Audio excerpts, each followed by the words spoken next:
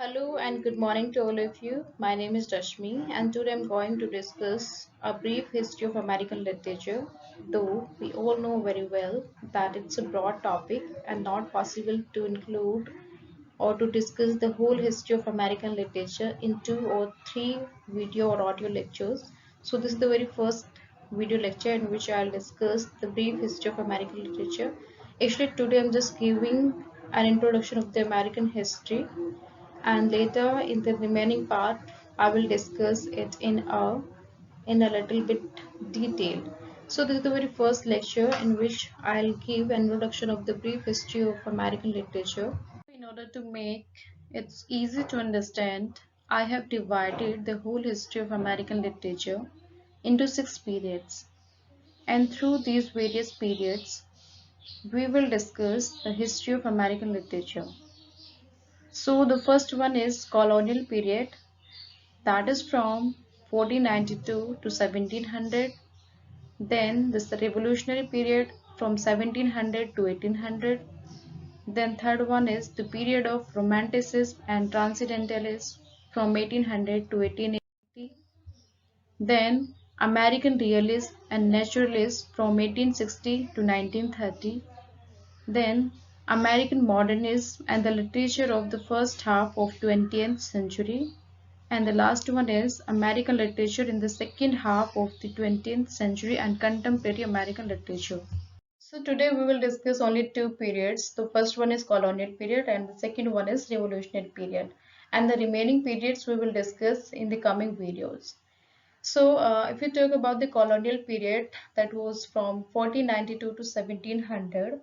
Actually, it was the time period when America was a colony of European nations, and it was not only the Britishers but the French, Spanish, and the Dutch who ruled over America. And I hope you all are remembering that this year, 1492, this was the year when the Italian explorer Columbus discovered a new continent that is later known by the name of America. And during this period, there was no written literature. Only the oral poems or stories were spreading between the Native Americans. Means, if we talk about the earlier one or the past or the very beginning of American literature, so we can say that there were no written literature. There were only the oral poems and stories who were gradually spreading between the Native Americans. And besides this, we can say that there were several things which strongly influenced the American literature. Actually, it was an era of colonization on America, as I told you, and it was not only the English but also the French, Spanish, and Dutch who highly influenced the literature. But with the passing of time, or as years passed, the writers who adopted the English style of writing gradually developed and explored new topics and helped in shaped Americans' own literature, its own tradition. The writers who adopted the English style, they were called or they were known as the pale faces. And the writers included in this group were Franklin, Longfellow, Ezra Pound, etc.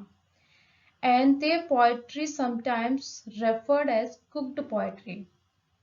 On the other hand, the writers who explored new ideas, new style, and tried to develop America's own literature, they were known as red skin, R-E-D, red, S-K-I-N.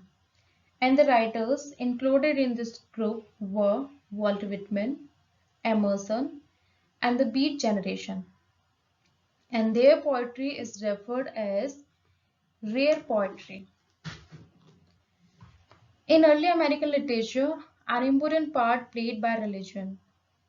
Most of early American writers wrote the sermons and theological books.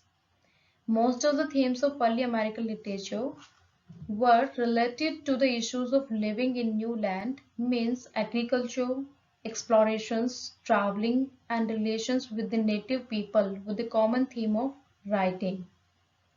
And if we talk about the earlier writers, they were like John Smith, who is considered to be the first American writer, and he was an explorer and colonist. And he helped found Jamestown in 1607. And his A True Relation of Virginia is said to be the first American book written in English. It described the problems of colonizing the area. Then the second one, William Bradford, who was a Puritan writer who described life in early English settlements, and his book of Plymouth Plantation that is full of religious topics and depictions of a difficult life in the colony. Means we can say that when we go through the works of these writers, we come to know that these writers, they show the difficulties and the problems of the life or the colonial life. Then the next one is Anne Bradstreet, who wrote lyrical, religious, and personal poetries, and she is the author of To My Dear and Loving Husband, that is a collection of poems. Then Mary Rowlandson. Mary Rowlandson gives us the image of women's life in the colonial period.